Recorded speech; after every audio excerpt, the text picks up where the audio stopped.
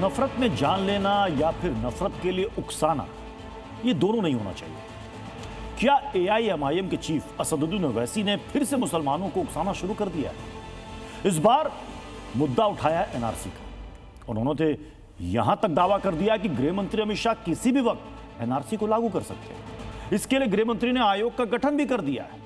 लिहाजा मुसलमानों को इसके खिलाफ सड़कों पर उतर जाना चाहिए।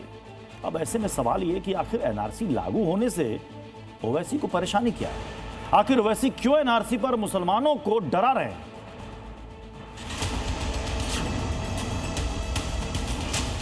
मेरे को ये सस्पिशन है, I might be proven wrong, कि वो फाइनली एनआरसी करना चाहते हैं। अभी ये टाइम रिएक्ट करने का है, कंस्ट्रक्टिव काम करने का है। अमित शाह होम मिनिस्टर अगर कोई मीटिंग करते तो याद रखिए वो कच्चा काम नहीं करता आदमी, हो खाली हवाई फायरिंग नहीं करता, कुछ ना कुछ बराबर वो एक प्रोग्राम बना के काम कर रहे हैं।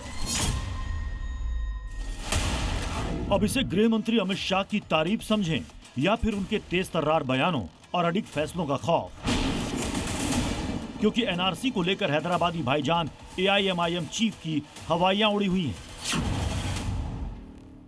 अमित शाह होम मिनिस्टर अगर कोई मीटिंग करते तो याद रखिए वो कच्चा काम नहीं करता आदमी, हो खाली हवाई फायरिंग नहीं करता, कुछ ना कुछ बराबर वो एक प्रोग्राम बना के काम कर रहे हैं। और मेरे को ये सस्पिशन है, I might be proven wrong, कि वो फाइनली एनआरसी करना चाहते हैं।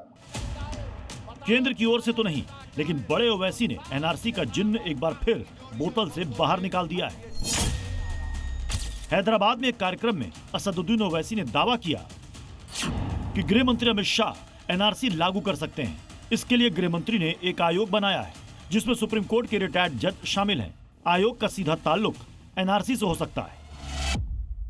यूनियन होम मिनिस्ट्री ने एक हाई लेवल कमीशन बनाया रिटायर्ड सुप्रीम कोर्ट के जज को, और उनको यह बोला गया है कि जहां जहां डेमोग्राफी में चेंज आए, जहां जहां अचानक आबादी बन गई, वो कमीशन इसको देखेगा। और तीसरी बात जो अमित शाह ने वो मीटिंग ली, उसमें कहा कि जो नाम एसआईआर में जो 6 करोड़ नाम एक्सक्लूड हो गए, वो उसको भी चेक करेंगे।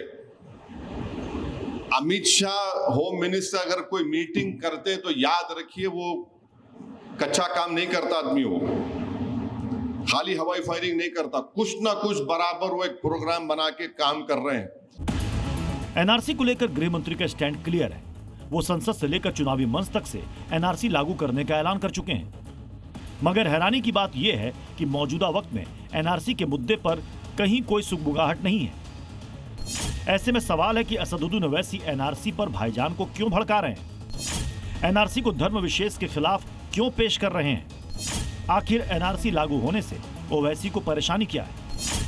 क्या हैदराबादी भाईजान घुसपैठियों को बचाना चाहते हैं? अब जो भी हो, जैसे ही हैदराबादी भाईजान ने एनआरसी का जिक्र किया, जैसे ही एनआरसी को लेकर गृह मंत्री अमित शाह की तैयारी और आयोग के गठन का दावा किया, मुस्लिम मोहल्ले में खलबली मच गई। मौलाना मौलवी हो या फिर मियां भाई, हर कोई एनआरसी के नाम से सहम गया।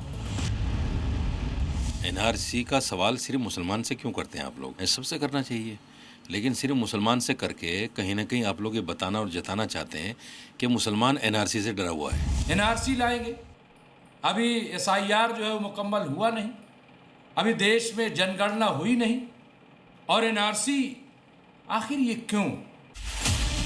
जहां मुस्लिम समुदाय का एक पक्ष एनआरसी का खुलकर विरोध कर रहा है, एनआरसी को मुसलमानों के खिलाफ बता रहा है, तो वहीं कुछ भाईजान ऐसे भी हैं जिन्हें देश में एनआरसी लागू होने से कोई दिक्कत नहीं है।